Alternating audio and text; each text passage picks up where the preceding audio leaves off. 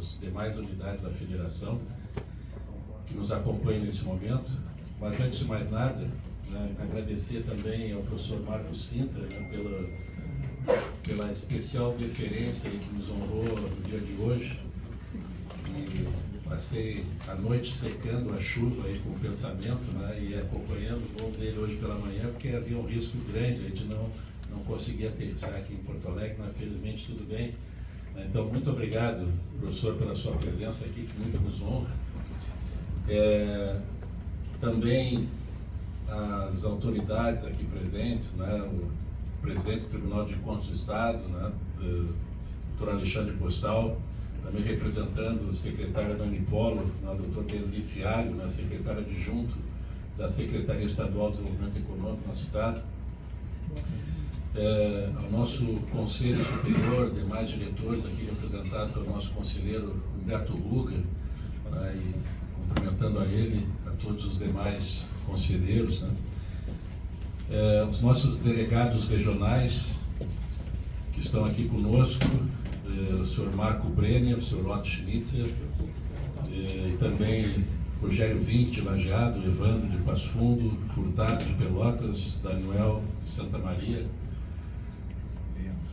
também aos professores da PUC do Rio Grande do Sul que nos prestigiam, tá? Temos aqui presente a Universidade, a Pontifícia Universidade do Rio Grande do Sul, os professores da Escola de Negócios da PUC, professora Sandra Vargas, professora Kelly Fraga, o professor Augusto Alvim, professor Gustavo Frio, professor Gustavo de Moraes e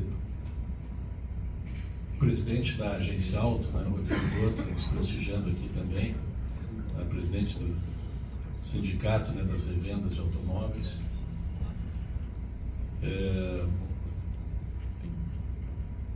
E também, né, outros participantes, gerentes regionais, as montadoras aqui presentes, o senhor Juliano Cunha, né, representante gerente regional da GM, o senhor Rodrigo Malgero, Paulo Dias, gerente regional da Volkswagen, representante o senhor Fábio Guedes, Fernando Michetti, da Mercedes Caminhões, Lucas Vilk, também Mercedes Caminhões, Thaisa Morandi, da Citroën, Cláudio Rosito, da Peugeot, Matheus Pereira, também da Peugeot.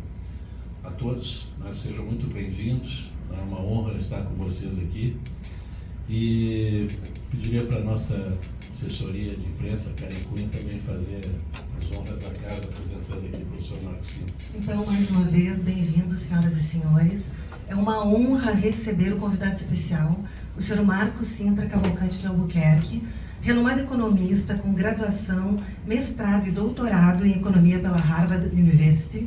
Ele possui vasta experiência como professor titular e vice-presidente da Fundação Getúlio Vargas, ocupou importantes cargos públicos, foi secretário especial da Receita Federal do Brasil, do Ministério da Economia, presidente da Financiadora de Estudos e Projetos FINEP, secretário de Finanças do município de São Bernardo do Campo, secretário de Planejamento do município de São Paulo, secretário do Desenvolvimento Econômico e Trabalho do município de São Paulo e subsecretário de Ciência, Tecnologia e Inovação do Estado de São Paulo também. Foi vereador e deputado federal.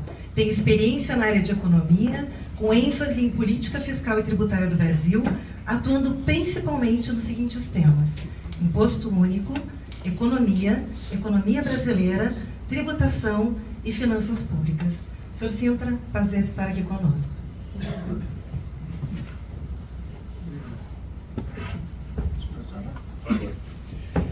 Bom, então queria, antes de mais nada, cumprimentar a todos, agradecer aí pelo convite, cumprimentar o presidente Paulo pela gentileza de me receber hoje aqui. Cheguei com bastante turbulência, se tivesse sabido que ficou à noite preocupado com o voo, nem teria vindo, viu? Eu não sabia disso, eu achei que estava tudo muito tranquilo. Mas estamos aqui e é uma satisfação, uma alegria muito grande. Eu vejo que tem muitos professores, colegas meus aqui presentes, né? Provavelmente economistas também. Eu sempre me lembro daquela história, né, de uma pessoa que estava andando num desses balões de ar quente, lá na Turquia, balões. Ele subiu muito, estava lá passeando quando ele se perdeu, não conseguia mais se identificar onde é que ele estava no solo, até que ele vê uma pessoa andando de bicicleta, ele abaixa o balão o máximo que pode e pergunta para o cara lá embaixo, onde é que eu estou? O cara olha para cima e fala assim, só está num balão. Aí ele diz, aquele cara lá embaixo é um economista. E os economistas sempre dizem coisas muito precisas, mas absolutamente inúteis. Então, eu espero não fazer esse papel hoje aqui, porque eu quero falar até menos como economista e mais como uma pessoa vinculada à gestão pública, que teve uma participação política e que entende que a questão tributária, ela, diferentemente do que os economistas pensam, não é um algoritmo. A questão tributária não é uma coisa que simplesmente se copia de outro país, se tira de um livro-texto e simplesmente se implanta como se fosse um produto tirado de uma prateleira. Tributação é muito diferente, é uma construção social. Tributação depende, sobretudo, das instituições, das circunstâncias específicas de cada país aonde a reforma ou o sistema tributário será implantado. Depende também, evidentemente, de direito, de questões econômicas, mas não é um monopólio dos economistas, como eles gostam de acreditar. E a nossa reforma tributária, eu lamento muito dizer, ela está sendo monopolizada por um pensamento econômico formal, teórico, e se construiu um sistema que, quem sabe, seria até elogiável do ponto de vista formal, mas é um projeto de laboratório, que vai ter muita dificuldade na sua implantação prática e nas consequências que advirão desta reforma. E é isso que eu gostaria de abordar aqui com os senhores hoje. Falar menos de economia, quem sabe menos de direito tributário, mas os impactos que esse projeto poderão ter no país, as dificuldades que serão enfrentadas. E eu vou dividir a minha fala aqui, e eu escrevia isso rapidamente quando estava sentado lá fora, em quatro pontos, em 4 aspectos. Primeiro, eu quero fazer um brevíssimo histórico, né, da reforma. Quanto tempo eu tenho, presidente? O que o senhor quiser. O almoço vai esfriar, não tem problema. Nossa fome de saber é maior. Obrigado. Então eu quero falar um pouquinho sobre a questão histórica, dar um panorama, né, acerca do debate da reforma tributária no Brasil, que se arrasta há mais de 30 anos. Depois eu quero falar alguma coisa sobre o método da reforma tributária, sobre o procedimento que nós estamos adotando nesta reforma tributária especificamente. Terceiro aspecto, os problemas que poderão advir desse modelo tributário que se pretende implantar. E, finalmente, sugerir alguns caminhos que poderiam melhorar ou, quem sabe, aperfeiçoar a reforma tributária do estágio em que ela se encontra até o seu final, né?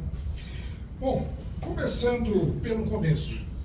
A reforma tributária é uma coisa que vem sendo discutida desde a Constituinte de 88.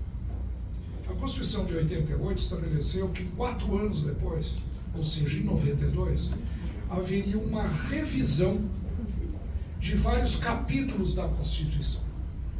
Um deles era o capítulo tributário.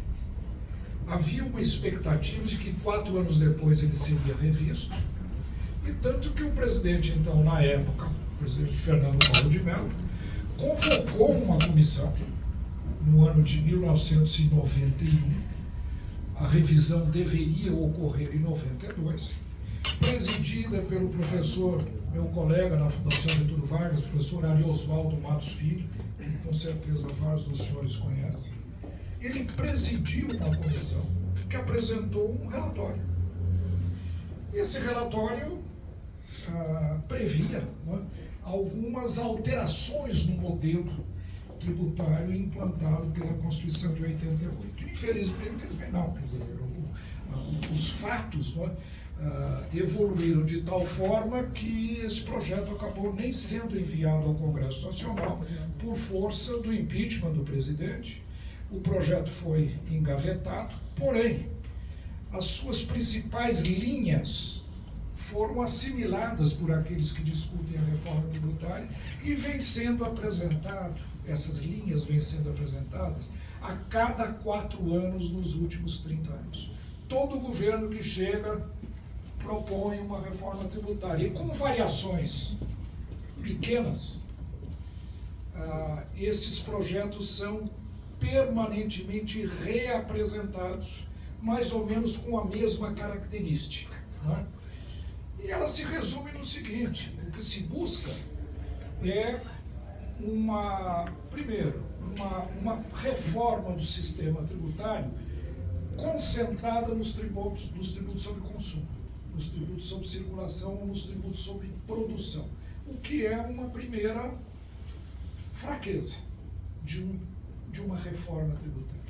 Reforma tributária, como eu disse, é um tema complexo que envolve uma interdisciplinariedade muito grande e ela, por definição, necessita sempre uma visão sistêmica e não uma visão setorial ou isolada.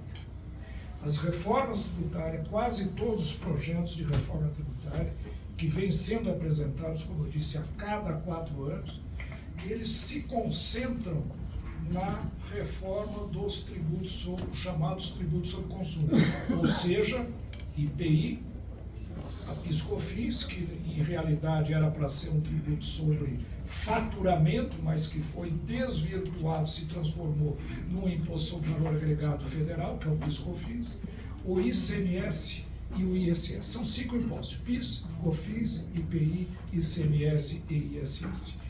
E todos esses projetos, eles basicamente buscam a unificação de todos esses tributos em apenas um. Isso não tem dado certo ao longo de 30 anos. A pergunta é por quê? Qual é a dificuldade que o Brasil tem tido em avançar numa reforma tributária como essa? Em primeiro lugar, como eu falei, a falta de visão sistêmica. Quando se mexe numa parte do sistema tributário, é muito comum que outros pedaços tenham também que ser alterados, ou para compensar, ou para complementar, ou para sanar algumas distorções que, quando se mexe em apenas um tributo, naturalmente gera no resto do sistema.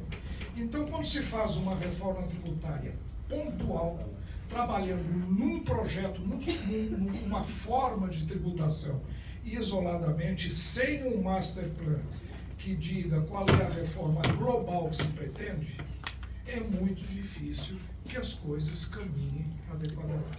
Portanto, essa é a primeira grande crítica que eu faço a todos esses projetos que historicamente vêm sendo apresentados ao longo dos últimos anos.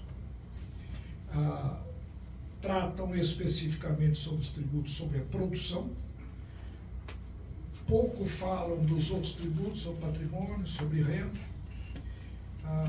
e, nesse sentido, acabam gerando problemas que são de difícil solução caso não se tenha uma possibilidade de mexer nos outros tributos. E eu vou falar sobre isso um pouco mais adiante. Outra característica interessante que vale a pena mencionar, falando, digamos, para criar o pano de fundo dentro do qual essa reforma tributária está sendo discutida, é a característica brasileira, que é muito sui generis. Primeira coisa, hoje se apresenta a reforma tributária como se fosse a implantação de um tributo moderno, usado por 160 países do mundo, que é o chamado Imposto sobre Valor Agregado. Como se isso não existisse no Brasil. Pelo contrário. Nós somos um dos primeiros países no mundo, se não o primeiro, a introduzir um imposto sobre valor agregado de forma ampla Brasil foi o primeiro, em 1965, na reforma tributária comandada pelo Bulhões e por Roberto Campos, 1965, e que depois gerou o Código Tributário, feito pelo professor Ulloa Canto, aqueles grandes tributaristas, Rubens Gomes de Souza. Isso começou na década de 60. Só a França tinha tido uma pequena experiência com tributo sobre valor agregado. Então é uma mistificação quando se diz, nós estamos introduzindo um tributo 5.0, um tributo moderno. Não é verdade. O Brasil foi o primeiro país a introduzir IVA no mundo de forma ampla. Um dos primeiros. E na época, era o estado da arte.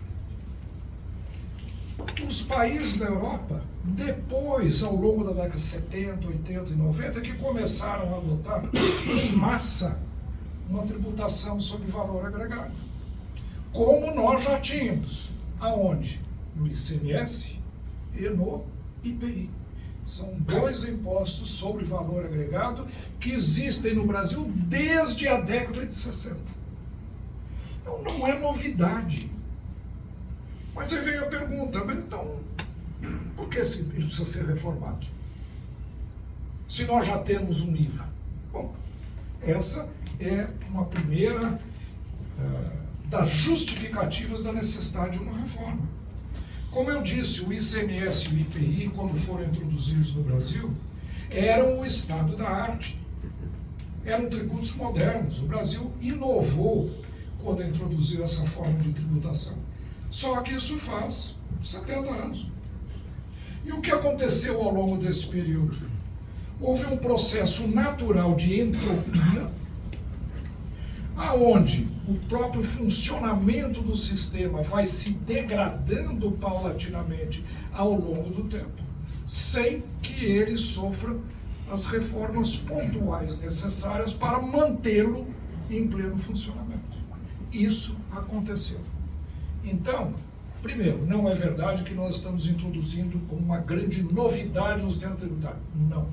Nós estamos aperfeiçoando o projeto da PEC 45, aperfeiçoa e altera, de certa forma, como nós vamos ver daqui a pouco, o funcionamento de um modelo que já existe no Brasil, mas que sofreu ao longo desses 60 anos várias tentativas de reformas pontuais, casuísticas, oportunistas, que acabaram deteriorando profundamente o sistema a ponto de, é verdade, nós termos um sistema tributário absolutamente disfuncional, ineficiente e, de certa forma, altamente oneroso para o país, o que nos faz perder muita competitividade e produtividade.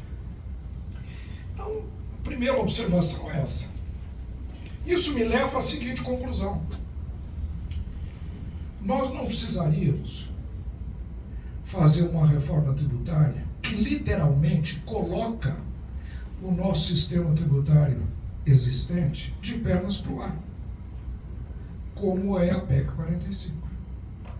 O que nós deveríamos ter feito, e é possível de ser feito, seria uma reforma do sistema infraconstitucional, pontual, através de legislação ordinária, que permitiria melhorar o IVA que nós já temos, sem se colocar tudo de pernas para o ar como está sendo feito, criando problemas políticos, econômicos, empresariais enormes, como nós vamos ver daqui a pouco.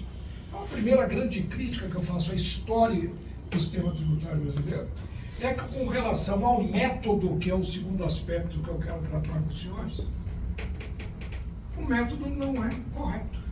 Nós não estamos criando nenhuma descontinuidade no nosso sistema. O que nós deveríamos ter feito, pelo contrário, é mantendo a continuidade e, ao mesmo tempo, ir aperfeiçoando um sistema que nós temos e que funcionou muito bem ao longo dos últimos 70 anos. Virou uma moda dizer que nós temos o pior sistema tributário do mundo. É verdade. Pode ser. Acho que existem piores. Mas não discuto isso. Agora, dizer que ele sempre foi ruim não é verdade.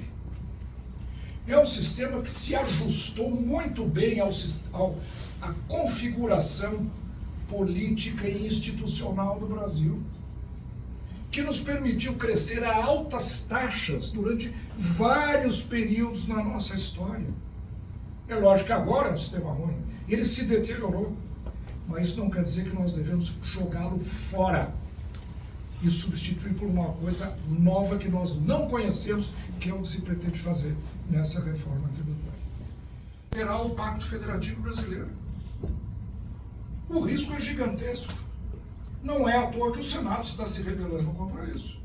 Está vendo as suas competências serem usurpadas por um modelo tributário que delega a um tal Conselho Federativo, composto por indicados da estrutura de gestão, auditores fiscais de municípios e estados, prerrogativas que, teoricamente, numa federação competiriam ao Senado Federal.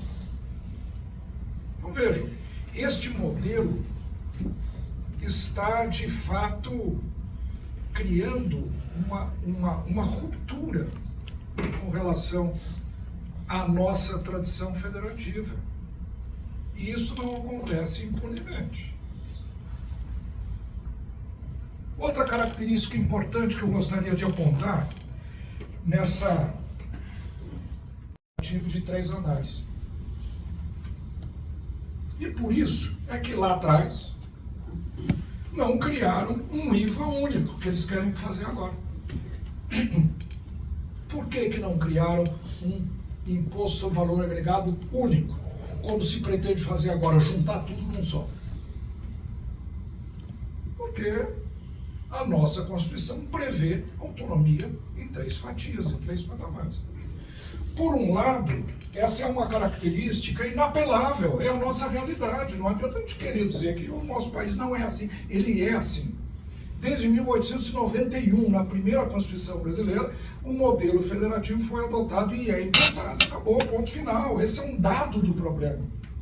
Não é uma reforma tributária que tem competência de alterar o modelo federativo brasileiro, como pretendem.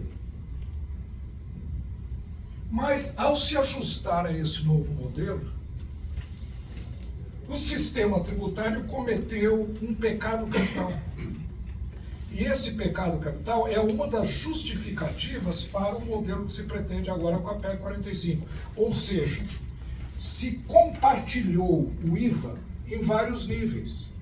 Então, nós criamos um imposto sobre valor agregado, que é o IPI, que deveria incidir sobre a indústria, que ficou sob competência da União, o ICMS, que é um imposto sobre valor agregado, sobre circulação de bens e serviços, de competência dos estados, e se deu aos municípios a competência para tributar o quê? Serviços. Então vejam, a base tributária de um IVA ideal seria um só, é evidente que seria um só. Mas, para atender ao modelo federativo brasileiro, a Constituição de 65, o regime tributário de 65, fez esta divisão.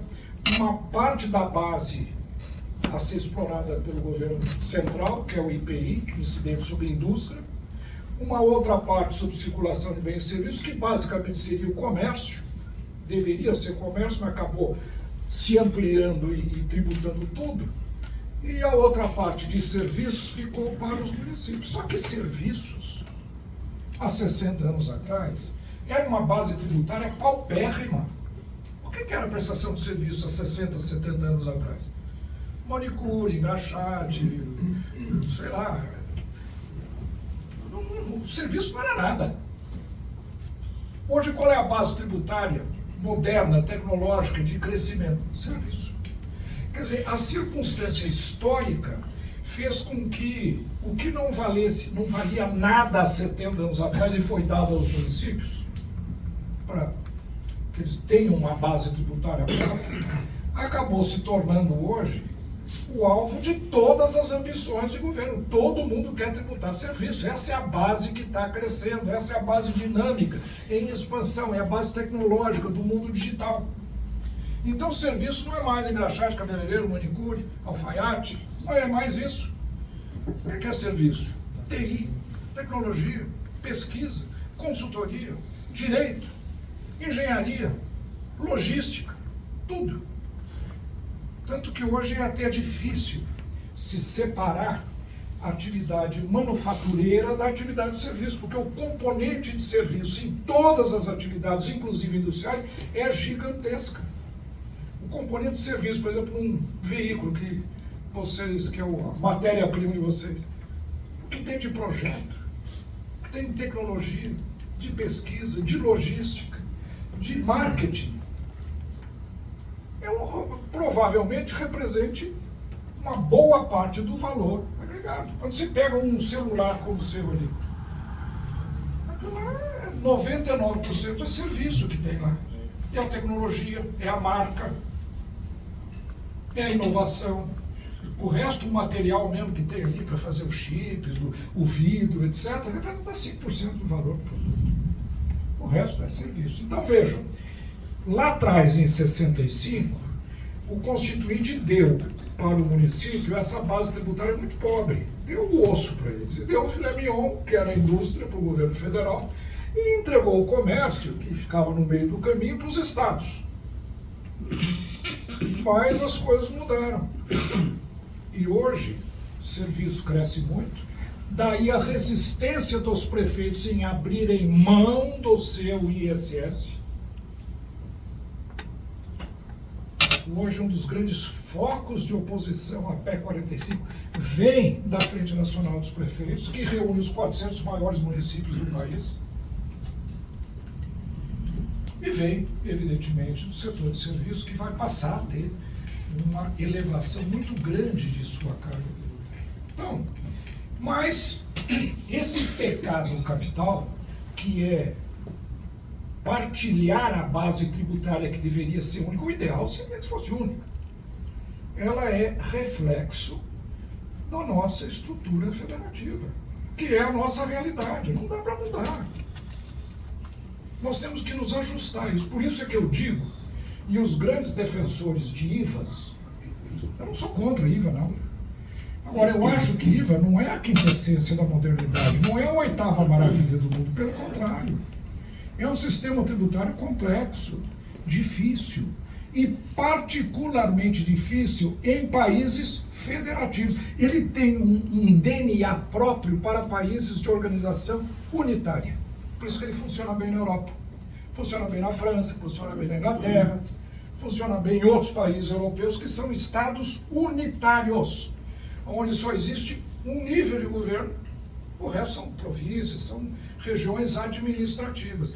Quando você tem uma federação com autonomia e competências tributárias específicas, o IVA é muito complexo. É por isso que todas as federações do mundo têm enormes dificuldades com esse imposto, como é o caso do Brasil. Funcionou bem? Funcionou. Mas ele é complexo? É. Ele gera burocracia? Gera litígio gigantesco, gera custo de conformidade enorme. É a mesma coisa na Alemanha, que é uma federação. Lá, o que os estados fizeram? Abriram mão das suas competências. Autonomamente, voluntariamente, os estados alemães abriram mão das suas competências e deram à União a competência para criar um imposto só. Não é o que está acontecendo aqui. Aqui está sendo imposto aos estados. Vide o governador Caiado. E vide vários outros governadores, inclusive o meu de São Paulo, que começou a se achar ali um problema, etc, etc, etc, virou um pouco, acabou não indo nem para lá nem para cá, mas são problemas. Aqui não é uma adesão voluntária, aqui é uma adesão imposta. A Alemanha só conseguiu implantar o IVA numa federação porque houve uma adesão voluntária. A Índia acabou de fazer uma reforma tributária. Acabou não, foi em 2017. Semelhante à nossa, é um Estado federativo. Gigantescos problemas. Gigantescos. 2 estados indianos estão sob intervenção federal, Caxemira e Cumur, por causa do IVA. Por um erro que nós estamos cometendo aqui, que eu vou mencionar daqui a pouco também, que é o governo central assumir o custo da reforma tributária. Como o governo central está assumindo o custo, que vai custar uma barbaridade de dinheiro que o governo central não tem, mais de 400 bilhões de dólares nos próximos 5 anos, de reais. A Índia assumiu isso, não conseguiu cumprir, deu problemas seríssimos, precisou intervir em 2 estados. O Canadá, que é tido como uma federação onde o IVA tem... Quem conhece o sistema de imposto sobre valor agregado canadense vai achar o nosso de uma simplicidade cristalina. Tamanha complexidade do modelo canadense, onde algumas províncias aderiram ao IVA harmonizado, outras não aderiram, outras províncias entraram e saíram, outras elas adotam o regime federal, outros não, elas impõem o delas e obrigam o governo central a adotar o do Estado. É uma confusão generalizada. Por quê? IVAs não se prestam a estados de organização federativa. Qual é a maior federação do mundo?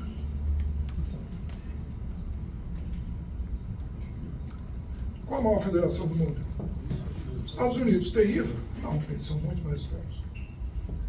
Eles não têm IVA, porque os Estados Unidos percebem a complexidade e a dificuldade da implantação de um IVA em estados federativos. Mas isso são águas passadas, nós já temos. Temos que conviver com ele, mas temos que admitir que é complexo, é difícil, é custoso e não é nenhuma maravilha, a 8ª maravilha do mundo. Pelo contrário, é um sistema muito difícil, muito caro, muito complexo e muito burocratizado para ter um bom funcionamento. Bom, dito isso, o que a PEC 45 pretende fazer? Pretende, primeiro, juntar todos essas 5 bases, essas 3 bases tributárias, né? O IPI, o ICMS e o ISS em uma só. Que seria o ideal, que é que todos os países unitários fazem. Eles juntam tudo, mas são países unitários. Só existe um nível de governo. Não existem 3 níveis de governo, onde cada um tem a sua área específica de tributação. Junta os 3 num só. Até aí, parece razoável. Não fosse uma agressão ao Pacto Federativo. E daí as resistências. Então começam as dificuldades. Se tentar implantar alguma coisa que não está adequada à nossa realidade. Então todo mundo mete o pau no que nós temos. Tem isso, mas funcionou durante 70 anos. Funciona mal? Funciona mal. Mas não foi um desastre, pelo contrário.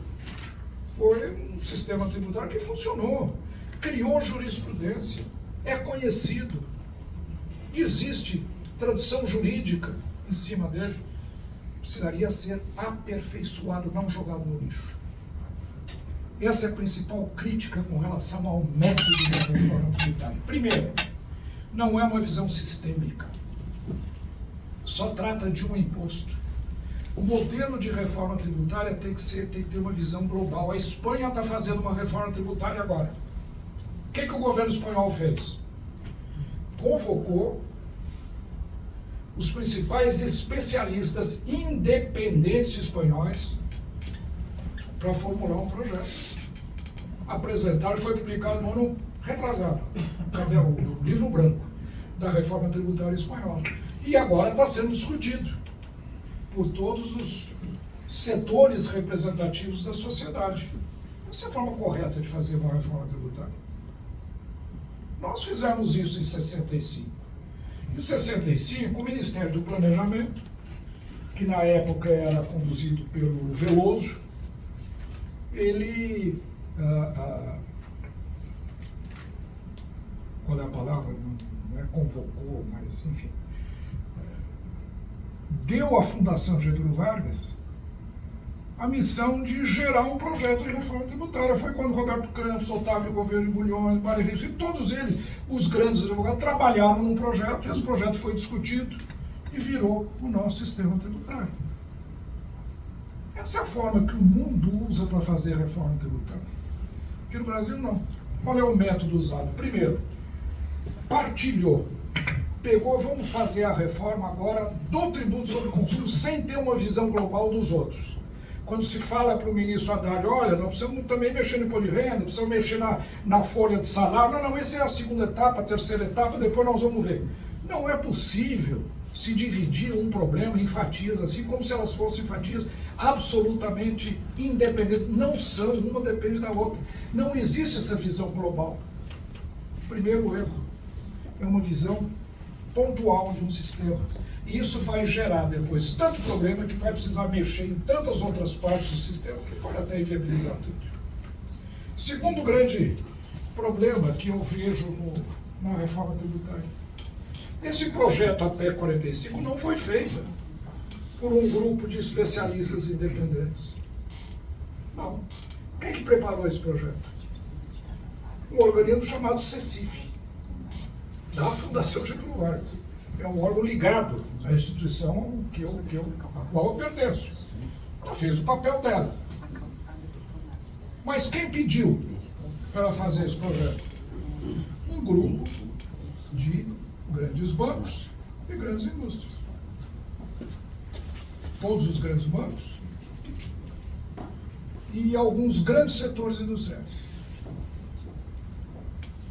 Meio que encomendaram a CECIF, que na época era presidida pelo, continua sendo pelo Eurico Desante, e aí o API participou, enfim, tem um grupo de colegas nossos lá que participaram nisso, e fizeram um trabalho razoável. Agora, não é crítica, mas a visão que foi dada a esta reforma é uma visão parcial da realidade brasileira, não foi feita por um grupo de especialistas independentes como se faz reforma tributária no mundo inteiro. Então ela vem de um setor específico, nada contra cada setor defender os seus interesses, é obrigação do sindicato defender os interesses das empresas aqui. Agora, se vocês apresentarem uma reforma tributária e falar esta reforma tributária que atende aos nossos interesses é a reforma tributária boa para o Brasil, eu já teria dúvidas. Pode ser que seja, pode ser que não seja. Pode ser que ela precise de alterações. Então, a forma como o projeto de reforma tributária no Brasil está sendo conduzida é muito parcial e gera conflito. Aí o que acontece? Os setores que se sentem não prejudicados, mas atingidos, reagem contra. E aí começa a guerra. E nós estamos vivendo uma guerra. A indústria contra o serviço, na questão da tributação. E, em realidade, são dois times. De um lado você tem serviço e agricultura, o comércio fica meio no meio, e do outro lado você tem a indústria. E aí começa uma briga. O setor de serviço apresentou o seu projeto de reforma tributária, dando a sua visão, que é a PEC do emprego, que eu, aliás, participei e fui convidado a colaborar. Eu fiz isso. Agora, não acho que esse é o caminho para fazer uma reforma tributária. O setor de serviço apresenta a sua, a indústria a sua, o comércio a sua, a agricultura a sua. Não. Alguém tem que fazer um projeto de reforma olhando o Brasil como um todo e depois apresentando a discussão e ao debate para todos esses setores. Isso não foi feito nesta reforma tributária. Aí o que acontece? Como é que se aprova um projeto desse? Há 30 anos não se consegue. Esse mesmo projeto há 30 anos está sendo apresentado e representado, não vai para frente. Até que, nesse governo, a pressão foi tão grande que avançou. Mas avançou de uma forma extremamente perigosa para o país. Houve uma lavagem cerebral, onde hoje em dia as pessoas acham que esse projeto de reforma tributária vai salvar o país e vai o jogar num nirvana para todo sempre. E não é verdade, ele vai trazer grandes problemas que nós vamos sentir na hora que começarmos a fazer a legislação complementar. Porque a Constituição não dá grandes linhas. Ela não fala em alíquota, não fala em nada. Mas na hora que você começar a olhar o que vai precisar ser feito, é que as pessoas vão começar a se dar conta do que ela pode representar para o seu setor específico. Aí as dificuldades vão começar a surgir. E nós vamos ver que esse projeto não é tão maravilhoso, tão milagroso quanto parece ser. Que ele tem várias dificuldades. Tem méritos também, não estou dizendo que seja ruim, não. Ele tem méritos. Ele introduz melhorias no IVA, mas o principal defeito é que ele buscou corrigir o pecado capital lá de trás de 65, que é dividir a base tributária em 3 pedaços, juntar tudo e com isso agredir o Pacto Federativo. Esse é o grande problema desse projeto. Problema político, mas também um problema econômico. Outra coisa que eu gostaria de mencionar com relação ao método da reforma tributária. Esse projeto, ele foi enfiado goela abaixo da sociedade. Pouca gente conhece, ele não foi discutido amplamente com todos os setores.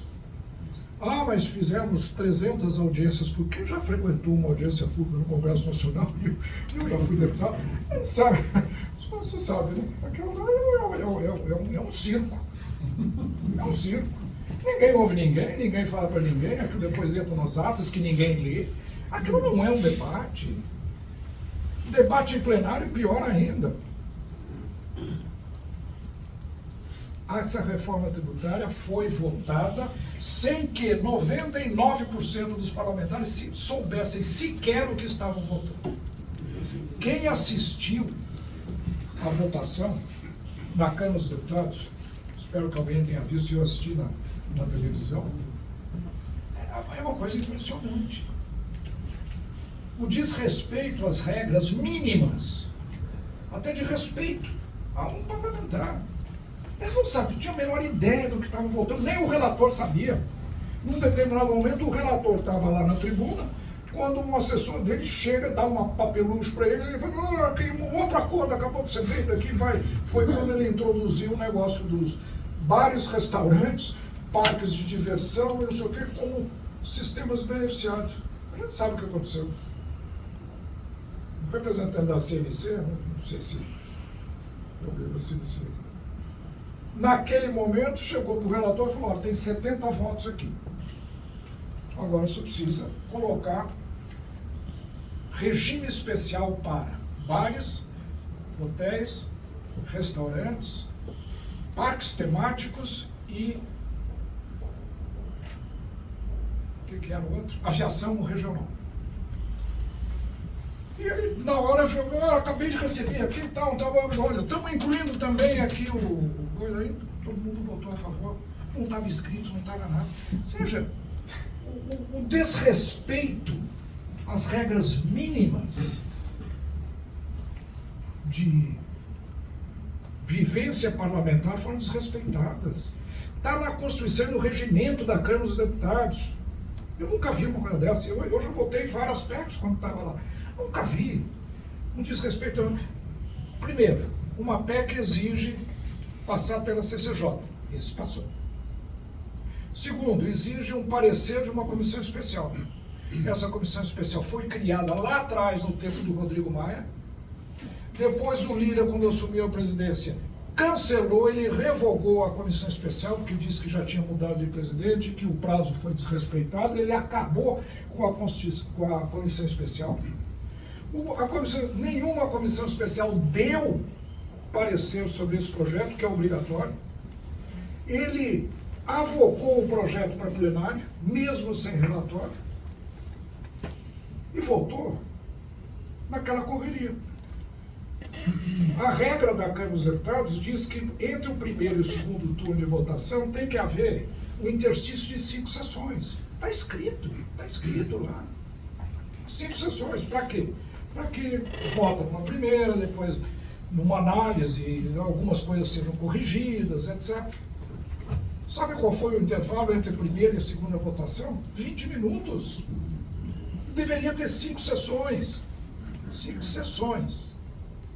Enfim, então, a forma como esse projeto foi aprovado é vergonhoso, foi vergonhosa a nossa experiência em termos de discussão com a sociedade. Então, nós estamos dando literalmente um salto no escuro. Nós não sabemos quais serão as consequências desse projeto, tamanhas as incertezas que esse projeto pode implicar para a sociedade brasileira. Vamos então ver quais são os problemas que poderão advir desse projeto.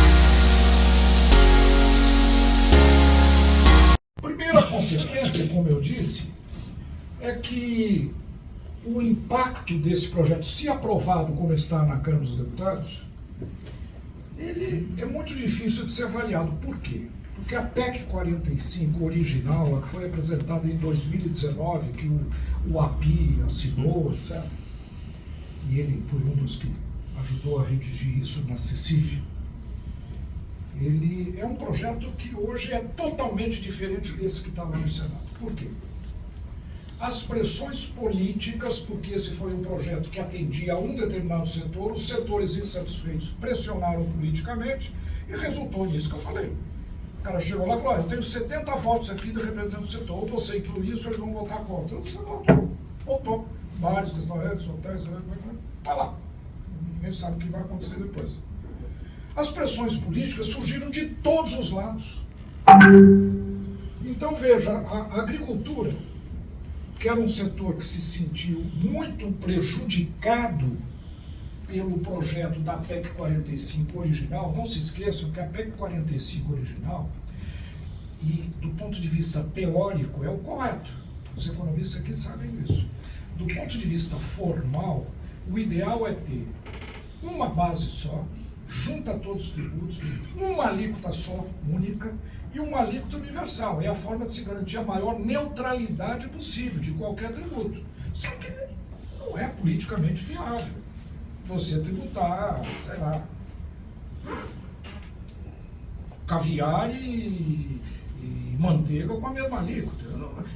A conceituação política de capacidade contributiva exige um conceito de justiça tributária na cabeça das pessoas e da nossa estrutura política. Não aceita alíquota única, universal, para todo mundo igual, que seria o ideal. A PEC 45 era assim. Ela não era um projeto de carne e osso, ela era um projeto de laboratório, como eu falei, era um projeto formal, feito por um grupo de teóricos e especialistas que criaram um modelo de livro-texto. Quando eu dou aula de questão tributária, eu mostro, o modelo perfeito é esse.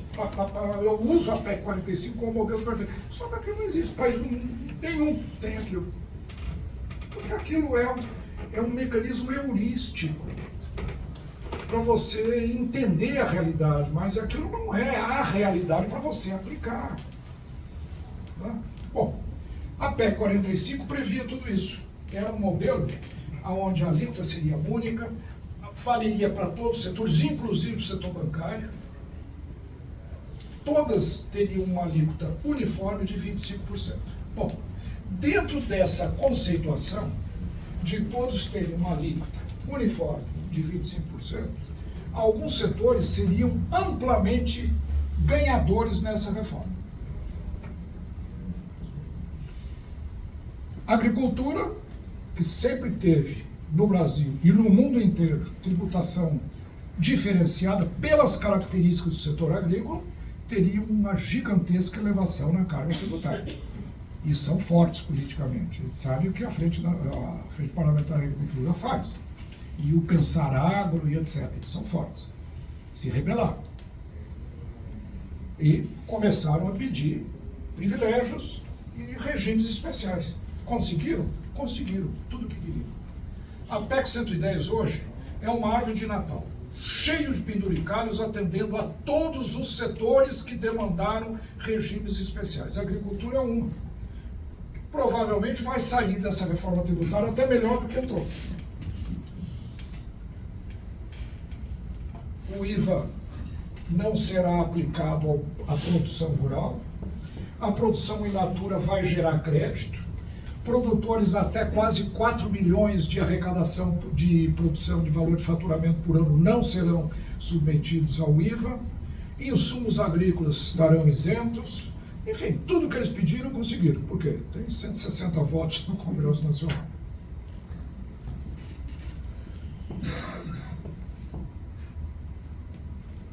Setor dos prefeitos. Brigaram. Conseguiram. Muita coisa. Não, eles perderam o ISS, que eles não queriam perder de jeito nenhum. Mas perderam. Essa guerra eles perderam. Mas saíram com alguns ganhos. Tá? E o mais importante deles é a imunidade de compras governamentais. Quer dizer, praticamente os municípios, que são os maiores consumidores de serviços, maiores compradores de serviços, limpeza, segurança, enfim, tudo. O setor público é o maior comprador de serviços, terceirização de mão de obra, que é a parte mais importante de serviços em termos de empregabilidade. Eles estão isentos. E conseguiram transporte coletivo, urbano e interurbano, isento, que é outra despesa grande para os municípios. Aí o setor médico. Vai tributar o hospital. Conseguiram uma alíquota de 40%, redução de 60% da alíquota. Qual a alíquota? Ninguém sabe qual é a alíquota. Mas eles vão pagar só 40% dessa alíquota que vier a ser definida. Educação, mesma coisa. Deram 60% de abatimento para serviços educacionais. A gente não sabe quais serviços. Porque lá diz, produtos a serem definidos em lei complementar relativa a serviços, a educação, saúde. Então, por exemplo, universidade vai ter isenção? Pode ser que sim, pode ser que não. Escola secundária? Pode ser que sim, pode ser que não. Escola primária? Pode ser que sim. Jardim de infância? Aula de inglês? Pode ser que sim, pode ser que sim. E assim vai. Um curso online ou só presencial? Ninguém sabe. Lei complementar é que vai definir tudo. Mesma coisa com serviço, com saúde. Falar de produtos do setor de saúde. A gente não sabe se é hospital ou se é clínica, veterinária está incluído ou não, ginástica está ou não. Sei lá, e aí isso não acaba nunca. Você começa a ter toda uma diversificação de produtos, lei complementar que vai fazer uma lista positiva, vai dizer, quem vai ter a alíquota de 60% vai ser isso. E aí os outros que estão fora, imagine se vão ficar quietos. Então veja, esse projeto, ele foi atacado por uma multitude de casos especiais, de benefícios, que transformou a PEC 45 quase que num sistema tão complexo e tão disforme quanto o nosso ICMS hoje. Todo mundo vai ter alíquota especial, até bares, restaurantes, hotéis. É uma coisa... Quer dizer, eu não entendo como é que um restaurante vai ter uma alíquota especial. Ninguém sabe qual é a alíquota que vai ser definida. Pode ser que eles digam que é 99% da alíquota padrão. Aí eles vão ficar muito bravos. Mas se eles falarem é só 50%, pode ser. Ninguém sabe o que vai ser. Então o grau de insegurança desse projeto é gigantesco. E ao mesmo tempo, o que é que ele fez? Ele abriu para um rol de exceções tão gigantesco que nós não sabemos qual é o impacto que isso vai ter na economia como um todo. E daí vem a grande pergunta. Mas se a alíquota era de 25% prevista com a PEC 45, onde não havia exceções, todo mundo era tributado pelo mesmo imposto, qual vai ser a alíquota agora com todos esses casos especiais? Porque a arrecadação tem que ficar a mesma. Se você dá tratamento especial para alguns setores, outros vão ter que ser tributados acima da alíquota padrão, para que a arrecadação não caia. Então, eu estimei, pessoalmente, e acompanho isso, eu acho que a alíquota desse imposto, honestamente, vai ser de 33%, quase 34%, se a arrecadação tiver que ser mantida constante. Uma alíquota de 34%, esquece, ninguém vai pagar. Ninguém vai pagar. Isso vai impelir a sociedade para uma desestruturação gigantesca. Gigantesca. Vai ser, além de ser a alíquota mais alta do mundo, mas o governo fez um estudo, saiu agora a questão de um mês atrás, usando dados da Receita Federal, que eu conheço muito bem quais são, dizendo o seguinte: a alíquota vai ser entre 22% e 27%. Agora, vejam a desfaçatez de quem faz uma proposta dessa. 25%, porque você sabe que o ICMS, a alíquota de 17%, ou 18%, ou 20%, seja o que for, ela é cobrada por dentro. Né? Se fosse por fora, a alíquota é muito maior. Por exemplo, uma alíquota de 17% equivale a uma alíquota de, não sei, 24%, 25% por fora. O que o governo está dizendo é que a alíquota do novo imposto vai ser entre 22% e 27%. Vamos trabalhar com 25%. Vai ser 25% por fora. 25% por fora, presidente, significa mais ou menos 19% por dentro. Então, hoje nós temos uma alíquota de ICMS que é 17%. E agora, com 19%, a arrecadação vai ser a mesma. Só que vai ser a arrecadação do atual ICMS, de todo o PIS/COFINS e mais do ISS. Eu não sei como é que vai ser a mágica. Como é possível com uma alíquota 2 pontos percentuais além do ICMS hoje, gerar toda a arrecadação do próprio ICMS, mais do PIS/COFINS e mais do ISS? Não vai ser. Então vejam, são coisas, e eu não vou entrar nos detalhes, etc. Eu vi o relatório que o governo fez. Eu não sei como é que as pessoas têm coragem de publicar uma coisa dessas para justificar essa alíquota de 22% a 27%. Uma coisa completamente equivocada. Qualquer aluno de calouro seria reprovado em qualquer prova de uma escola boa. Mas o governo apresenta esses dados e parece que a sociedade está um pouco, não sei, parece que está passando por um processo de lavagem cerebral, está paralisada e aceita tudo e não questiona. E não se envolveram muito. Então, esta alíquota vai ser muito alta. A não ser que acertem, de alguma maneira, compensar a perda de arrecadação aqui com outro aumento de elevação. Aliás, o governo está falando isso, que no imposto de renda vai tributar super rico, aquelas coisas todas que a gente sabe. Quem sabe no cômputo global a carga tributária fique menor, mas com a alíquota de 25%, os tributos sobre consumo não vão gerar a mesma arrecadação de hoje. E ainda mais, vai aumentar a sonegação por força da elevação do patamar da alíquota. Vai estimular a evasão e a sonegação. E essa questão da alíquota, e aí eu vou praticamente terminar aqui a minha exposição, que eu já estou há muito tempo com vocês, é o seguinte: qual é o setor que mais pode ganhar se a alíquota for 25% e qual o setor que mais pode perder? Como eu falei, todos aqueles que podiam perder, mas que politicamente se acomodaram, saíram bem. que é a questão da agricultura, a questão de vários outros setores estruturados como saúde, educação, etc. Agora, a indústria, e aí é um setor que particularmente interessa, são distribuidores de produtos industriais, a indústria, se a alíquota fosse de 25%, até teria algum ganho do ponto de vista de reforma tributária. Justificável ou não, se fala muito na reindustrialização, se fala muito da necessidade de estimular a indústria que perdeu muito espaço na economia, tudo bem, ninguém compra isso. Mas, se a alíquota for 25%, veja, a indústria hoje paga 17% de ICMS, paga mais 9,25% de PIS/COFINS, mais 10, 20, 30% de IPI, mais, então, a alíquota hoje tem uma carga tributária, de fato, muito grande, a indústria, perdão, de mais de 30%. Se cair para 25%, vai sair ganhando. Agora, e o setor de serviço? Que hoje tem uma carga tributária baixa. Hoje, o setor de serviço paga o quê? Paga o PIS/COFINS cumulativo em geral, 3,65%, uma grande parte dos prestadores de serviço, e pagam o ISS de 12,5%.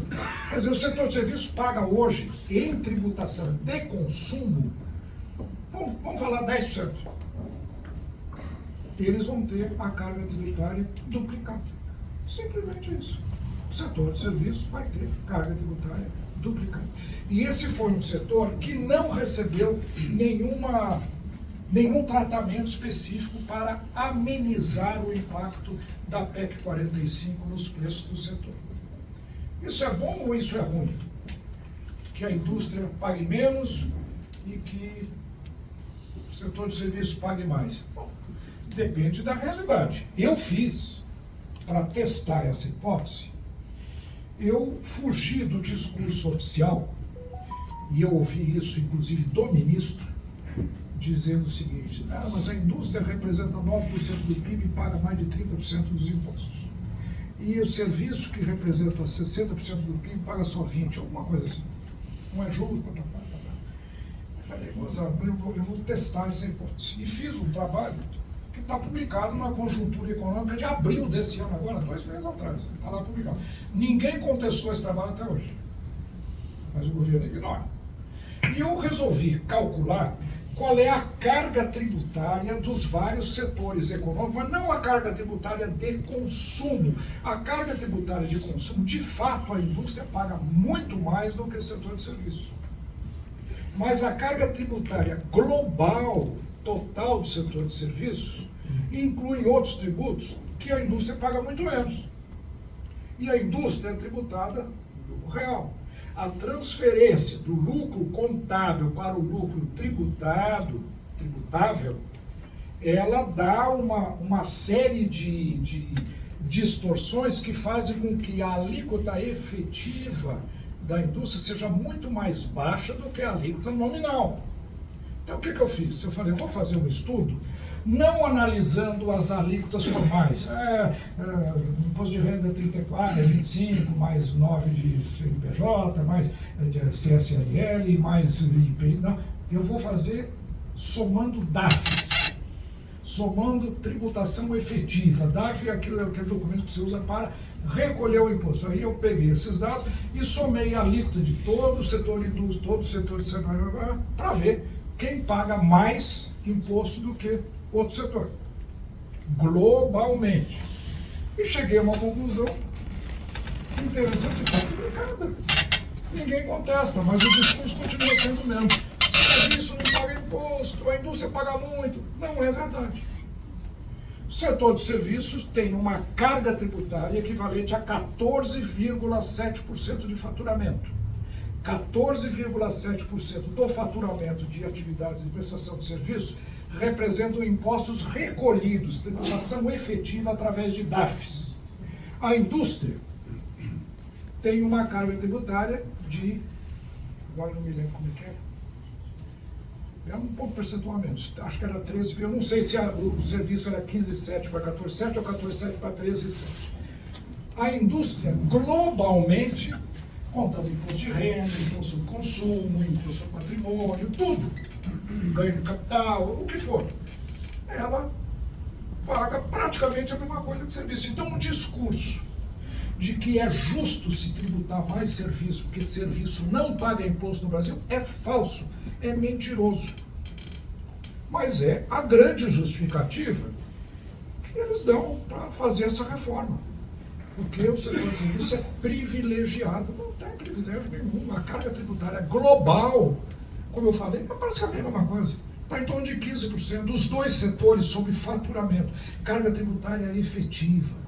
Então, mesmo esse discurso de que o impacto vai ser diferenciado, que vai haver um deslocamento de carga tributária, e vai haver, aonde a indústria vai ter uma carga menor e o serviço vai ter uma carga maior, isso vai acontecer, mas não é, porque eles já começaram de patamares diferentes. Então, o que vai acontecer é que vão começar num patamar mais ou menos igual, a indústria vai cair, o serviço vai subir muito, vai inviabilizar um dos setores mais importantes da economia brasileira. Então, eu não sei o que vai acontecer. Isso pode desestruturar a economia por completo. Pode gerar impactos em termos de emprego gigantescos. O setor de serviço é o maior setor da economia brasileira. E todo esse debate é feito em termos de falsas narrativas. São falsas narrativas que o governo está impingindo à sociedade brasileira. Em resumo, o que eu acho é o seguinte, aqui para completar. Eu faço críticas muito severas ao modelo. Eu acho que a reforma do IVA é uma reforma que precisaria ser feita, de fato. Nós sabemos quais são os problemas que o ICMS tem. Não precisava botar o país e as nossas instituições de cabeça para baixo para reformar. Nós podíamos fazer reformas pontuais, infraconstitucionais. Por exemplo, vou dar um exemplo para vocês. Uma das coisas que é apresentada como uma das grandes glórias desse modelo. Agora, a tributação do consumo, ela será regida pelo princípio do destino. Ou seja, a unidade federativa do consumidor é que vai ficar com a arrecadação, e não a unidade federativa do produtor. A justificativa é que isso vai acabar a guerra fiscal. Não vai acabar nada. A guerra fiscal vai só tomar outra forma. Vão dar crédito presumido, vão dar juro barato, enfim, mas a guerra fiscal vai continuar. Mas a guerra tributária, a guerra fiscal tributária, ela vai deixar de existir com a transferência para o destino. Agora, precisaria fazer tudo isso para você transferir a arrecadação do ICMS da origem para o destino? Não. Uma resolução do Senado faria isso. Acabou. Não precisa Constituição, não precisa nada. Mais ainda, o CONFAS poderia fazer, fazendo com que, aí é o Senado, com que a alíquota interestadual seja zero. Quando você dá a alíquota interestadual zero, acabou. Toda a arrecadação vai para o destino, automaticamente, se a alíquota é zero. Então precisava tudo isso, mover essa montanha para fazer coisas que nós sabemos quais são os problemas, sabemos como corrigir, e poderiam ser feitas por legislação infraconstitucional, sem criar tanto problema. E mais, para finalizar, eu acho que esse modelo ainda, ele tem um período de transição gigantescamente longo. São, veja, 25 e 26, não vai acontecer nada. 25 e 26 são 2 anos, perdão, como é que é? 24 e 25 são 2 anos que serão dedicados à legislação complementar. Aliás, a PEC 110, que é a 45, mas basicamente a mesma coisa, ela faz 120 remissões à lei complementar. 120 remissões. Tudo vai para a lei complementar. Eles não podem definir nada, não sabem, não pode. Não tem dados para isso. Lei complementar vai definir, lei complementar vai definir. Eu quero ver como é que se vai resolver essas leis complementares. Então nós vamos ter 2 anos, 24 e 25, para fazer as leis complementares, se tudo for aprovado agora esse ano. Vai sair do Senado, vai para a Câmara vai provavelmente confirmar o que o Senado fez, vai ser articulado, e aí no ano que vem começa a legislação complementar. Eu quero ver, aí é que vai começar, como eu digo, o diabo mora nos detalhes. Aí é que a briga vai começar. Aí é que as alíquotas vão ter que ser definidas. Aí é que vai se dizer, bom, o serviço de saúde que não vai ser tributado é só o hospital, não é Santa Casa, não, é só clínica, não é consultório particular. E aí é que vai começar a briga. Ninguém sabe o que vai ser. Então nós temos 2 anos para fazer tudo isso, não é só em saúde, em todos os setores da economia. Depois nós vamos ter mais 4, que vai de 27 a 32, 27, não, eu estou até 33 é quando começa plenamente a vigência da PEC 45. Até o ano de 1932, de 2032, nós vamos ter os 2 regimes, o atual e o novo, funcionando concomitantemente. Cadê a simplificação? Nós estamos reclamando do nosso, que é um horror de complexidade. Agora nós vamos ter que trabalhar só. As empresas de contabilidade vão ter que fazer 2 contabilidades. Uma para atender a legislação antiga, uma para atender a legislação nova, e nós vamos conviver com os 2 sistemas até 2032. Depois de 32, existem garantias dadas pelo governo, que foi o erro que os indianos cometeram. O governo central falou, nenhum estado, nenhum município vai perder a arrecadação. Eu vou bancar toda a diferença para vocês. E aí criou o Fundo Nacional de Desenvolvimento Regional, o Fundo de Compensação, o Fundo da Amazônia, porque a estrutura da Zona Franca também politicamente é muito forte, conseguiram inclusive um fundo novo, tudo bancado pelo governo. Sabe quanto vai custar nos próximos 5 anos, esses fundos? O governo não consegue fechar a conta esse ano. Diz que precisa levantar 150 milhões para ter 1% de déficit. E no ano que vem para zerar o déficit o déficit primário. Está precisando de 150 milhões. E não consegue. Não sabe. Estão fazendo de tudo. Mexendo no CARF, tributando fundo exclusivo, tributando empresas offshore, tudo que eles estão fazendo para ver se conseguem arrecadar alguma coisinha a mais, para levantar 150 milhões. Nos próximos 5 anos, esses fundos, o governo vai gastar 400 bilhões para esses fundos. De onde vem esse dinheiro? E prometeram isso. Está lá. Todos eles bancados pelo governo federal. Quer dizer, eu não consigo entender como é que a nossa sociedade aceita uma situação dessa, onde as coisas são ditas com tamanho absurdo do ponto de vista lógico, do ponto de vista factual, e parece que estamos todos paralisados, anestesiados. A gente aceita tudo e acha que vai ser uma reforma tributária maravilhosa. Vai nos jogar, presidente, num mar de incerteza. Nós vamos estar dando um salto no escuro. Nos próximos 10 anos é que nós vamos ver as dificuldades que nós vamos ter que enfrentar, caso isso seja aprovado do jeito que está. Para fazer algumas coisas boas. Não estou dizendo isso, tem que reformar o ICMS, mas não precisa mexer em tudo dessa forma, agredir o Pacto Federativo, tributar setores importantes sem dar nenhuma compensação a esses setores, a falta de visão sistêmica. Então, para mim, e aqui eu termino, eu acho que, se aprovada essa proposta, o grande debate vai surgir nos próximos anos, com as leis complementares. Aí é que a realidade vai de fato aparecer. Eu acho que os vários setores econômicos agora é que estão começando a tomar consciência das contradições embutidas nesse projeto. Eu acho que agora o debate vai começar a ficar cada vez mais intenso, cada vez mais acirrado, onde os interesses e os números vão ter que aparecer, porque a lei complementar precisa definir números, alíquotas e assim por diante.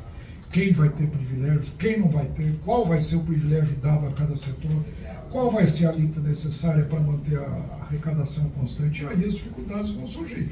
Mas esse processo vai demorar 10 anos. 2 anos para fazer a legislação, depois o impacto disso e a convivência com os 2 sistemas. Então, se vocês perguntarem o que é que eu, como uma pessoa, eu me considero uma pessoa muito lógica. Eu diria o seguinte, para completar.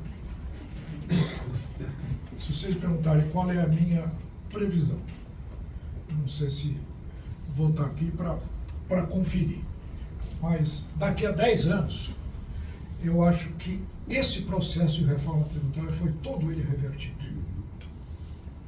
Tantas as dificuldades que vão surgir, tantas as alterações que vão ser propostas, tantos ajustes que se farão necessários, que a integridade desse projeto, como está sendo vendido hoje, vai acabar não funcionando.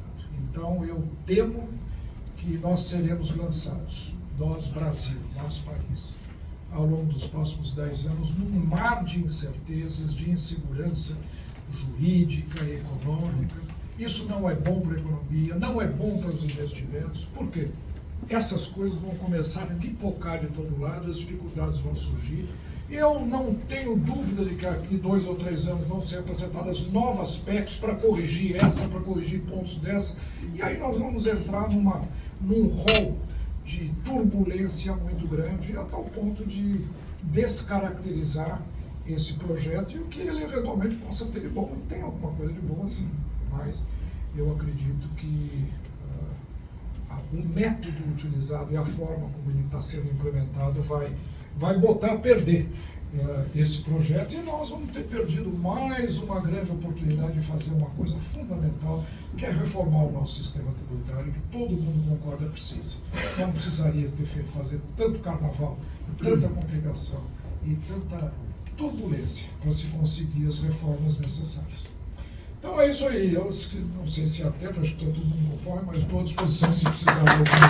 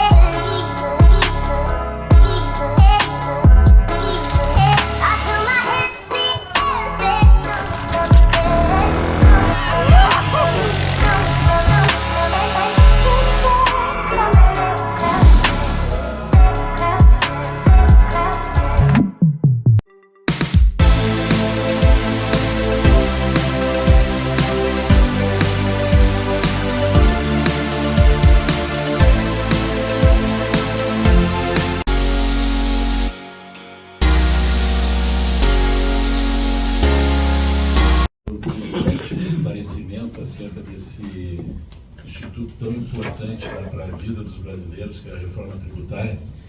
Informações desse tipo, infelizmente, a gente não tem na mídia, né? A gente não tem de forma disponível assim, para grande parte da população, especialmente aqui de empresários, setor automotivo, para que possam também se manifestar. Então, presidente, posso lhe interromper? Claro. Todo mundo sabe que eu sou uma voz muito crítica a esse projeto. Presido uma das maiores instituições de pesquisa do país, que é a Fundação Getúlio Vargas. As audiências públicas que estão ocorrendo no Senado não me convidaram para ouvir. Quer dizer, só são convidados aqueles que previamente têm uma opinião favorável, etc. É um jogo de cartas marcadas que nós estamos vivendo. E eu me lembro que, vindo para cá do aeroporto, me perguntou: qual é o componente político disso? Eu falei: eu acho que o componente político é 95% dessa reforma. Desculpem a minha opinião, mas eu vou dizer, eu acho que o grande objetivo do governo sabem que não tem segurança para sustentar uma reforma como essa, sabem que os resultados são extremamente incertos, mas os dividendos políticos são gigantescos. Sobre 2 aspectos. Aliás, eu repito aqui as palavras do professor Ives Gandra, que diz: essa reforma tributária é um projeto de poder, de centralização e de poder. Estamos caminhando, dando um passo atrás.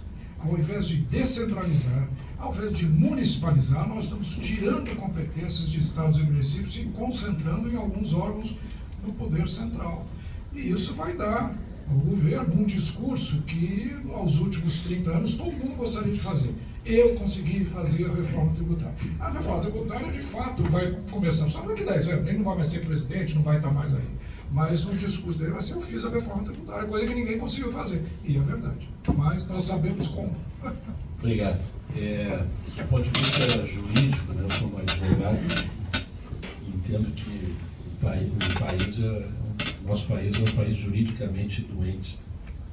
Nós temos aí 200 milhões de habitantes, mais de 100 milhões de processos judiciais, 60% dele mais ou menos está a União no polo ativo ou passivo. Parece que essa doença vai aumentar, né? Dr. Paulo Oliveira, teremos muito trabalho, professor Fábio, né? Nosso advogado também, muito trabalho, presidente do Tribunal de Contas aqui, né? Secretário de Desenvolvimento Econômico, nosso trabalho vai aumentar bastante. Nos cabe, né, como instituição sindical, enfim, levar essa informação, trazer a debate, promover esclarecimentos na medida do possível. Estamos fazendo a nossa parte aqui e agradecemos muito, né, a colaboração do professor Marcos Sintra com essa brilhante explanação, mostrando, né, vamos dizer assim, o reverso, os fundos, né, dessa imagem da reforma tributária. Talvez a gente possa fazer algumas 2 ou 3 perguntas, né? A pergunta que eu iria fazer, inaugurando aqui, talvez o senhor já tenha até respondido agora, né? Mas você sentou aqui do lado de uma transferência de pensamento aqui. Então a pergunta seria o seguinte, nos parece então que muito mais do que uma reforma tributária, nós temos uma reforma de poder tributário, né? Praticamente até eliminando aí o Pacto Federativo, como o senhor falou. Nós aqui do setor automotivo, né, acho que somos os contribuintes mais democráticos da federação, dos estados e municípios, porque sofremos a afetação do IPI, do ICMS, do ISS, da PIS e COFINS. Acho que todos pagamos todos os tributos possíveis de serem pagos, né, no nosso segmento. Então, complementando a pergunta, né, já que o senhor concorda e falou que realmente é um projeto de poder tributário, muito mais do que uma reforma tributária, o senhor vê especialmente aqui o setor automotivo, que por sua vez responde por cerca de 5% do PIB nacional, e segundo algumas pesquisas, né, do periódico Financial Times de Londres, por exemplo, que a nossa influência, o setor automotivo, em função das suas longas cadeias produtivas, ele corresponde a cerca de 25% da influência, seja positiva ou negativa, de qualquer economia organizada ao redor do mundo. O senhor tem alguma visão específica do nosso setor, face dessa reforma tributária? Como eu disse, eu acho que esse projeto tem alguns pontos muito positivos. Um deles é, de alguma forma, reduzir a tributação sobre a produção da indústria, inclusive do setor automotivo. Isso é um ponto positivo? Lógico que é. Lógico que é. Quer dizer, quem está pagando imposto no Brasil hoje está pagando demais. Em compensação, nós temos 30% do PIB que está fora do universo tributário. Eu me pergunto se a grande prioridade, ao invés de tirar a carga da indústria e jogar essa carga em cima do serviço, não é alcançar 30% do PIB que estão fora do sistema tributário. E aí eu estou falando na sonegação, na evasão, no crime organizado e na economia informal. O crime organizado hoje é uma potência, você sabe disso. É um setor fortíssimo. É um setor que tem hoje representatividade em todas as instâncias políticas, econômicas, em todos os setores. Não paga imposto nenhum. Então, a pergunta que eu faço é a seguinte: será que o esforço deveria ser de transferência de carga tributária para aliviar a indústria que precisa de um alívio, para torná-la competitiva frente aos nossos concorrentes? Será que o caminho certo é deslocar essa carga tributária contra outros setores e desestruturar o funcionamento da economia? Ou não seria melhor, quem sabe, algum projeto que ampliasse o universo tributário? Eu tenho uma sugestão. Eu dei uma sugestão, venho discutindo uma sugestão há muito tempo. Eu acho, por exemplo, que um caminho para atenuar essa reforma tributária seria uma total e ampla desoneração da folha de salários no Brasil. É um absurdo que num país como o nosso, onde nós temos 50 milhões de pessoas desempregadas, subempregadas na economia informal ou desalentadas, etc., que haja uma tributação sobre trabalho tão elevada quanto no Brasil. A cunha tributária sobre trabalho é gigantesca. Começa com 20% de INSS sobre a folha de salário. Depois vai de 7 a 11 que o empregado paga. Para quê? Para financiar a Previdência. Depois tem a COFINS e depois tem a CSL. Tudo para financiar a Previdência. E essas coisas incidem sobre, pelo menos as contribuições ao INSS, sobre o fator trabalho. Nós precisamos desonerar essa folha. Isso vai favorecer tanto a indústria, porém, mais o setor de serviços, que emprega mais do que a indústria. Quem sabe aí nós não conseguiríamos um reequilíbrio. Melhora a competitividade da indústria, mas ao mesmo tempo ameniza a tributação tão pesada que passará a incidir sobre o setor de serviços. Seria uma saída inteligente. O grande problema é como que a gente vai fazer isso. Como? A minha proposta, não sei se os senhores conhecem, eu tenho sido um grande defensor da tributação sobre a movimentação financeira. Eu acho que é o melhor tributo que existe, funcionou durante 12 anos no Brasil. A CPMF foi demonizada, satanizada, é um preconceito gigantesco contra ela, tem defeitos, mas tem méritos muito grandes. Ela funcionou no Brasil durante 12 anos, ela gera uma arrecadação gigantesca. Para vocês terem uma ideia, 1% de alíquota sobre movimentação financeira, 1%, gera 350 bilhões de reais. Mais do que todo o PIS/COFINS. A pergunta, não seria a hora de acabar com o PIS/COFINS e implantar uma alíquota sobre movimentação financeira com alíquota de 1%, para gerar a mesma arrecadação? Ou melhor, não seria melhor acabar com a oneração sobre folha de salários, que é a contribuição ao INSS, que as empresas industriais e de serviços pagam sobre a sua folha 20%, mais o empregado, evidentemente, que paga também sobre o seu salário, trocar isso tudo por uma incidência de 0,7% de um tributo sobre movimentação financeira? Então, são esses caminhos que eu acho que precisam começar a ser explorados. Mas esse debate não abre espaço para esse tipo de discussão. Não abre, não há abrangência para se discutir essas coisas. Então, eu vejo, em resumo, eu acho que o setor industrial hoje, os benefícios que essa reforma poderia trazer para o setor industrial, eles estão sendo comprometidos com a elevação da alíquota necessária. Se a alíquota chegar a 30% ou 33%, nem a indústria vai ter vantagem nessa reforma tributária, e muito menos o setor de serviços. Agora, se nós conseguirmos manter uma alíquota mais baixa, né, e ao mesmo tempo desonerando folha para atenuar o impacto sobre o setor de serviços, quem sabe se consiga um novo equilíbrio. Então, contingencialmente, eu acho que a indústria será favorecida nesse projeto, merecidamente. Eu acho que é uma medida correta, o princípio do destino é correto, a ideia de ter uma alíquota única ou menos alíquotas é correta, crédito amplo, crédito financeiro, acabar com esse negócio do PIS/COFINS de crédito físico, né? Eletricidade pode quando é no chão de fábrica, não pode quando é no escritório do presidente, esse tipo de coisa que é um absurdo. Tudo isso está sendo sanado nesse projeto, mas não pode jogar o custo desse ajuste sobre um setor. E a forma de se reduzir esse impacto é através de uma ampla desoneração de folha de salário. Não dos 17 setores que já têm desoneração hoje, são só 17. Todos, inclusive para a indústria. Inclusive para a indústria. Então, existem caminhos, mas... Sua disposição de vir até aqui, né, no Rio Grande do Sul, falar aqui para o Sincodi, para os funcionários, né? Como já disse, um importante segmento econômico brasileiro.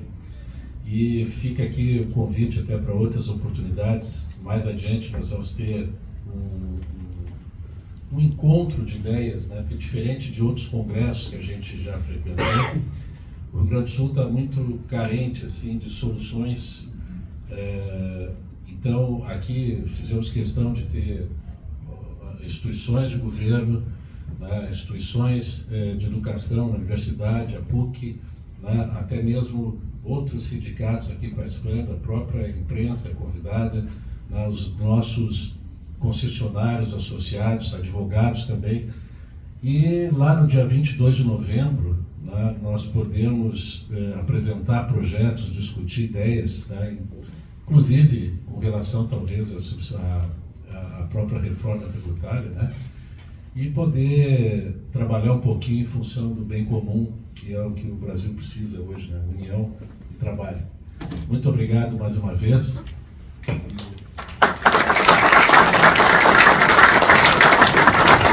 Nossos cumprimentos. Presidente, nós temos um breve vídeo para passar sobre o nosso evento de... É apenas um teaser, né, do nosso evento lá do final de novembro.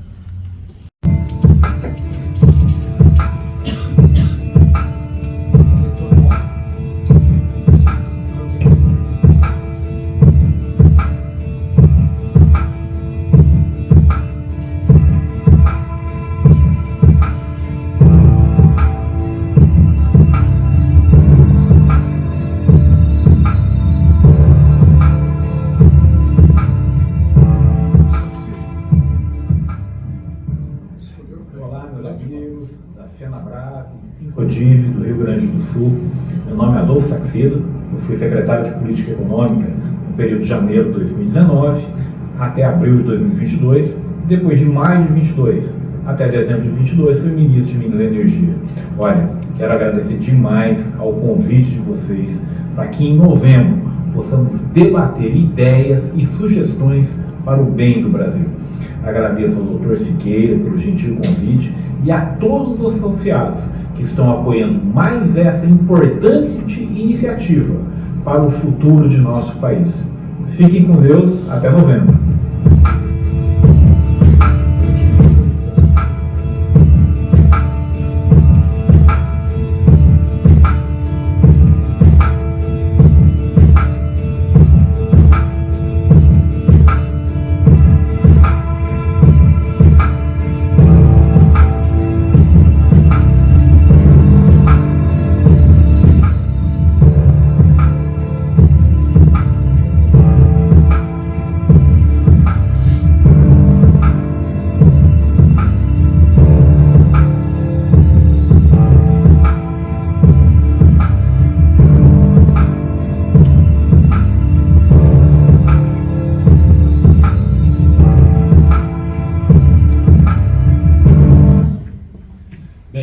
Obrigado mais uma vez, está aí nossa humilde colaboração, estão todos convidados desde já, na participação, além do professor Marcos Cintra, né, de outros expoentes aí da nossa comunidade, né, acadêmica, econômica, enfim, né, e convido agora os senhores todos a participarem do almoço que vai ser servido logo em seguida. Muito obrigado pela presença de todos.